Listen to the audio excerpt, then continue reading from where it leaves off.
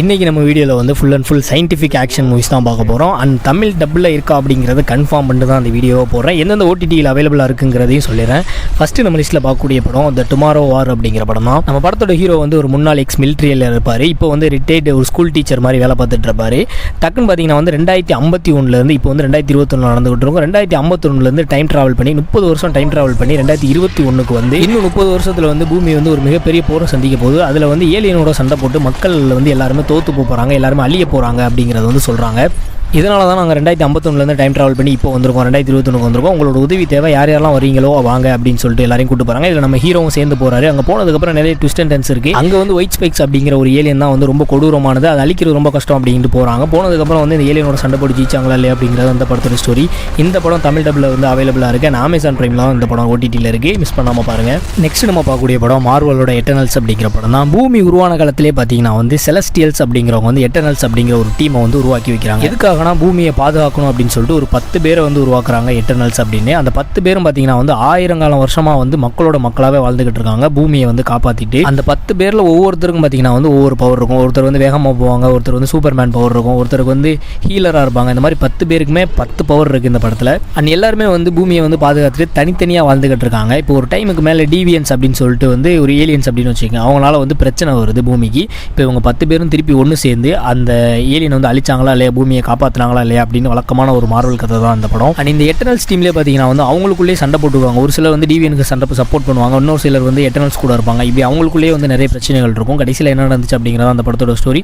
And முக்கியமாக வந்து மற்ற மார்வல் படம் மாதிரி இல்லாமல் இந்த படத்தில் வந்து ஃபைட் சீக்வன்சஸ் பார்த்தீங்கன்னு வைங்களேன், தாறுமாறாக இருக்கும். CGI VFXன்னு சொல்லிட்டு மார்வல் சொல்ல தேவை, அந்தளவுக்கு வந்து பயங்கரமாக வந்து பண்ணியிருப்பாங்க. அண்ட் இந்த படம் ஜியோ ஹாட்ஸ்டாரில் வந்து அவைலபிளாக இருக்குது. யார் யாரெல்லாம் ஜியோ சிம் வச்சிருக்கீங்களோ அவங்களாம் வந்து ஃப்ரீயாக பார்க்கலாம். தமிழ் டப்பில் அவைலபிளாக இருக்குது, மிஸ் பண்ணாமல் பாருங்கள். மூணாவது நம்ம பார்க்கக்கூடிய படம் ஸ்பைடர்மேன் ஃபேர் ஃப்ரம் ஹோம் தான். டாம் ஹாலண்ட் நடிச்சிருப்பாப்ல. எண்டு கேமுக்கு அப்புறம் நடக்கிற ஒரு ஸ்டோரி இந்த படம். அயன்மேன் செத்ததுக்கப்புறம் நம்ம பீட்டர் பார்க்கர் வந்து ரொம்ப வேதனை மன உளைச்சலில் வந்து இருக்காப்புல, ரொம்ப டிப்ரெஷன்லேயே இருக்காப்புல. அப்போ வந்து ஸ்கூல் ட்ரிப்பில் போகும்போது நான் வந்து ஸ்பைடர்மேனாக போகல, சாதாரண ஒரு ஆளாக போகணும் அப்படின்னு நினைக்கிறான். அவன் சூட்டெல்லாம் வச்சுட்டு அவன் ஃப்ரெண்ட்ஸோட வந்து ட்ரிப் போகிறான் யூரோப்புக்கு. போன இடத்துல சும்மா இல்லாமல் எலமெண்டல்ஸ் அப்படின்னு சொல்லிட்டு பார்த்தீங்கன்னா வந்து நிறைய வில்லன்ஸ் வராங்க. அதாவது நீர், நெருப்பு, ஆகாயம் அப்படிம்பாங்களா, இது சம்மந்தமான வில்லன்ஸ் வரும்போது மிஸ்டீரியோ அப்படின்னு சொல்லிட்டு ஒரு கேரக்டர் ஒன்று உள்ளே கொண்டு வராங்க. அவர் வந்து பார்த்தீங்கன்னா அந்த மல்டிவர்ஸ்லேருந்து வந்திருக்கா அப்படின்னு சொல்லிட்டு நம்ம பீட்டர் பார்க்கருக்கு வந்து ஹெல்ப் பண்ணுறாப்ல. ஸ்பைடர்மேனும் மிஸ்டரியும் சேர்ந்து அதெல்லாம் வந்து எதிர்க்கிறாங்க. டோனி ஸ்டார்க் செத்ததுக்கப்புறம் பார்த்தீங்கன்னா பீட்டர் பார்க்கருக்கு வந்து பார்த்தீங்கன்னா எடிட் அப்படின்னு சொல்லிட்டு வந்து ஒரு கண்ணாடி ஒன்று கொடுத்துட்டு போயிருப்பாப்ல, கிளாஸ். அதனால் வந்து எல்லாத்தையும் கண்ட்ரோல் பண்ண முடியும் அப்படின்னு. இந்த கிளாஸை நம்ம பீட்டர் பார்க்கர் சும்மா இல்லாமல் மிஸ்டரியோ கிட்ட கொடுத்துவார். கொடுத்ததுக்கப்புறம் தான் தெரியுது முரட்டு வில்ல மிஸ்டரியோ அப்படின்னு. ஆக்சுவலாக நான் ஃபஸ்ட் டைம் இந்த படம் பார்க்கும்போது வந்து மிஸ்டரியோ வந்து ரொம்ப நல்லவன் போல அப்படின்னு தான் நினச்சிக்கிறேன். மூஞ்சி பார்க்கவும் அப்படி இருந்துச்சு. ஒரு டைமுக்கு மேலே தான் தெரிஞ்சு எப்பேற்பட்ட ஆள்ராணி அப்படின்னு. செத்தவன் சும்மா இல்லாமல் பார்த்தீங்கன்னா வந்து போகிற போக்கில் வந்து பீட்டர் பார்க்கர் தான் ஸ்பைடர்மேன் அப்படின்னு வேறு சொல்லிட்டு போயிடுவாப்ல. அது வந்து அடுத்த பாட்டில் வந்து சூப்பராக இருக்கும் பார்க்கும்போது. அண்ட் லாஸ்ட்டில் பார்த்தீங்கன்னா நம்ம பீட்டர் பார்க்கர் வந்து அந்த இந்த கிளாஸை வந்து திருப்பி வாங்கினாரா இல்லையா அப்படிங்கிறதா அந்த படத்தோட கதை. இந்த படம் தமிழ் டப்பில் வந்து ஜியோ ஹாட்ஸ்டாரில் வந்து ஃப்ரீயாக இருக்குது, அமேசான் பிரைமில் இருக்குது, ZEE5ல இருக்குது. மூணுலேயுமே நீங்கள் அடுத்து நம்ம பார்க்கக்கூடிய படம் ஜாக் சிண்டரோட மேன் ஆஃப் ஸ்டீல் அப்படிங்கிற படம் தான். சரியான ஒரு சூப்பர்மேன் ஃபிலிம் இந்த படம். படத்தோட ஸ்டோரி என்னன்னா, கிரிப்டான் கிரகத்தில் வந்து ஒரு சண்டை நடக்குது. அப்போ வந்து ஜோரெல் அப்படிங்கிற ஒரு சயின்டிஸ்ட் வந்து அவருக்கு புதுசாக பிறந்த குழந்தைய வந்து பூமிக்கு வந்து அனுப்புகிறாரு. அவருக்கு வந்து அவரோட பேர் வந்து கல்யல் அப்படிங்கிறதா வந்து நம்ம ஹீரோட பேர், சூப்பர்மேனோட பேர். பூமிக்கு அனுப்பும் போது யாருக்குமே தெரியாமல் இருக்கணும் அப்படின்னு சொல்லிட்டு கோடெக்ஸ் அப்படிங்கிற ஒரு இதையும் சேர்த்து வந்து நம்ம ஆளோட வந்து அனுப்பி வச்சுறாப்புல பூமிக்கு. நம்ம சூப்பர்மேன் வந்து பூமிக்கு வந்ததுக்கப்புறம் சின்ன வயசுலேருந்து ஒரு விவசாய குடும்பம் வந்து அவர் எடுத்து வளர்க்குறாங்க. ஒரு டைமுக்கு மேலே அவருக்கு சூப்பர் பவர் இருக்கிறது தெரிய வருது. இப்படியே வந்து யாருக்குமே தெரியாமல் ஒரு அமைதியான வாழ்க்கை வாழ்ந்துக்கிட்டே இருக்காரு. அவர் வளர்ந்ததுக்கப்புறம் அவர் யார், அவருக்கு எப்படி இந்த பவர் இருக்குது, எங்கேருந்து வந்திருக்காரு அப்படிங்கிறது வந்து அவரை பற்றின விஷயங்கள் வந்து தேட ஆரம்பிக்கிறாரு. அப்போ வந்து ஆர்க்டிக் பகுதியிலேருந்து பார்த்தீங்கன்னா வந்து ஒரு பழமையான கப்பலை ஒன்று எடுக்கிறாங்க. அதை வந்து நம்ம தலைவன் கண்டுபிடிச்சி அங்கே போய் அவரை பற்றின டீட்டெயில்ஸ் எல்லாமே அவர் தெரிஞ்சுக்கிறாரு. இப்போ வந்து ஜெனரல் ஜோட் அப்படிங்கிற ஒரு மிலிட்ரி லீடர், அதாவது வில்லன் வந்து கிரிப்டானை வந்து நம்ம மறுபடியும் உருவாக்கணும், அதுக்கான கோடெக்ஸ் வேணும். அது வந்து நம்ம பூமிக்கு வந்த கிளார்க், அதாவது சூப்பர்மேன் கிட்ட தான் இருக்கும். ஏன்னா அப்பா வந்து சின்ன வயசுலேயே இவனை வந்து பூமிக்கு அனுப்பி இவனோட தான் கோடெக்ஸ் வச்சு அனுப்பியிருப்பாரு.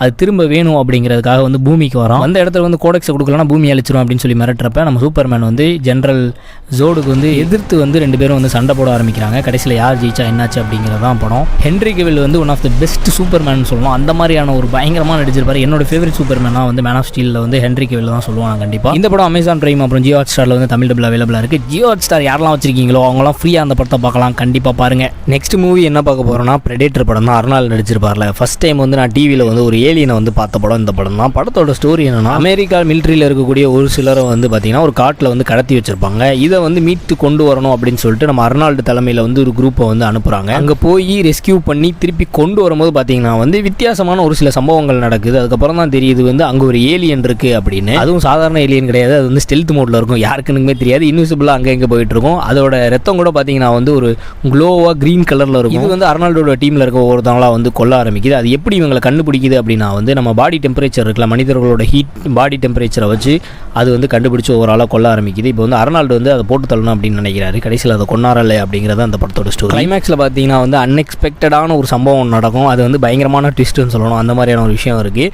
இந்த படம் வந்து ஜியோ ஹாட்ஸ்டாரில் வந்து தமிழ் டபுள் அவைலபிளாக இருக்குது, மிஸ் பண்ணாமல் பாருங்கள். அடுத்து நம்ம லிஸ்ட்டில் பார்க்கக்கூடிய படம் அந்த வைல்ட் ரோபோட் அப்படிங்கிற படம் தான். ரொம்ப ஒரு சென்டிமெண்டலான மூவின்னு சொல்லணும் இந்த படத்தோட ஸ்டோரி என்னன்னா வந்து ஒரு கப்பலில் வந்து ரோபோட் ஃபுல்லாக ஏற்றி போயிட்டு இருக்கும்போது ஒரு ஸ்டாமில் மாட்டி அந்த ரோபோட் ஃபுல்லாக பார்த்தீங்கன்னா ஒரு ஐலண்டில் வந்து கரை ஒதுங்குது. அதில் ஒரு ரோபோட் ராஸ் அப்படிங்கிறதா நம்ம இந்த ராஸ்க்கு வந்து என்ன வேலைனா வந்து நீங்கள் என்ன வேலை கொடுத்தாலும் நான் செய்வேன் அப்படிங்கிறதான் அதோட வேலை. அந்த மாதிரி தான் அதை பூட் பண்ணி வச்சிருப்பாங்க. அந்த ஐலண்டில் மாட்டினதுக்கப்புறம் அங்கே வந்து நிறைய விஷயங்கள் வந்து நடக்குது. நிறைய விலங்குகளோட பழக ஆரம்பிக்குது. ஏதாவது வேலை வேணா சொல்லுங்கள் பண்ணுறேன் அப்படிங்கிறது. பட் எந்த விலங்குமே அதை வந்து மதிக்க கூட மாட்டேங்குது, பயந்து ஓடிக்கிட்டு இருக்கு. ஏன்னா புதுசாக ஒரு ரோபோட் வந்து எல்லாம் ஒரு டைமுக்கு மேலே என்ன ஆகுதுன்னா வந்து அங்கே இருக்கக்கூடிய வந்து ஒரு பறவை கூட வந்து கிராஷ் பண்ணுறாப்புல தலைவன். அங்கே இருக்கக்கூடிய ஒரு குட்டி பறவை, அதாவது வந்து கூஸ்மாங்கல்ல, அதை வந்து எடுத்து வளர்க்க ஆரம்பிக்குது இந்த ரோபோட். அந்த குட்டி பறவையை பார்த்தீங்கன்னா வந்து எந்த ஒரு பறவையுமே சேர்த்துக்கிறது, ஏன்னா ரோபோட்டோடே இருக்கனால வந்து எந்த ஒரு பறவையுமே சேர்த்துக்கிறது, பயந்துக்கிட்டே இருக்கும் மற்றவங்களோட சேர்க்கறது, ஃப்ரீக் அப்படின்னு சொல்லிட்டுலாம் போயிடும்.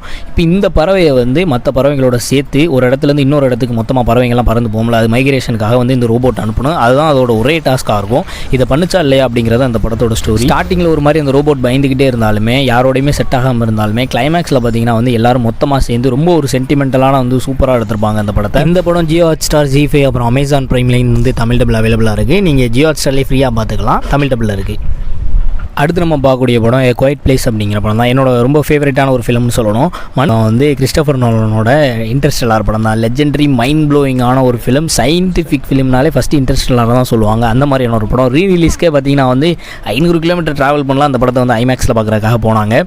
படத்தோட ஸ்டோரி வந்து சொல்லிடுறேன், ஷார்ட்டாக எனக்கு தெரிஞ்சதை சொல்லிடுறேன். படத்தோட ஹீரோ வந்து கூப்பர் அப்படிங்கிறவர் தான் ஹீரோ. அவருக்கு மர்ஃப் அப்படின்னு சொல்லிட்டு ஒரு பொண்ணு இருக்கா. இவர் வந்து நாசாவில் வந்து பைலட்டாக இருந்திருப்பார். இப்போ வந்து விவசாயம் பண்ணிட்டு வாழ்ந்துட்டு இருப்பார் அவரோட பொண்ணோட. இப்போ வந்து இவரை தேடி வந்து ஒரு க்ரூ ஒன்று வராங்க. அவங்க வந்து பூமிக்கு பதிலாக வேறு ஒரு கிரகத்தில் வந்து மனிதர்கள் வாழ்கிறதுக்கு வந்து நம்ம தேர்ந்தெடுக்கணும், டெஸ்ட் பண்ணணும் அப்படிங்கிற மாதிரி வந்து கூட்டிகிட்டு போகிறாங்க. பைலட்டுங்கிறனால வந்து இவர் கூட போவார். போனப்போ பார்த்தீங்கன்னா வந்து நிறைய பிரச்சனைகள் வரும். அப்போது வந்து சயின்ஸை பற்றி நிறைய பேசுவாங்க. ஃபஸ்ட்டு வந்து பார்த்தீங்கன்னா வந்து மில்லர்ஸ் பிளானட் அப்படின்னு சொல்லிட்டு ஒரு பிளானட்டுக்கு வந்து போவாங்க, கிரகத்துக்கு போவாங்க. மில்லர்ஸ் பிளானட்டில் வந்து 1 மணி நேரங்கிறது. மில்லர்ஸ் பிளானட்டுக்கு வெளியே பார்த்தீங்கன்னா வந்து 7 வருஷம் ஆகும். அவங்க வந்து மில்லர்ஸ் பிளானட்டில் ஒரு பிரச்சனையில் மாட்டிக்கிறவாங்க. கிட்டத்தட்ட ஒரு 3.25 மணி நேரம் அங்கே இருப்பார். வெளியில் வந்து அவரோட ஷிப்புக்கு வரும்போது பார்த்தீங்கன்னா அங்கே ஒருத்தர் இருப்பார். அவருக்கு வந்து 23 வருஷம் கடந்து வயசான ஆள் மாதிரி அங்கே இருப்பார்.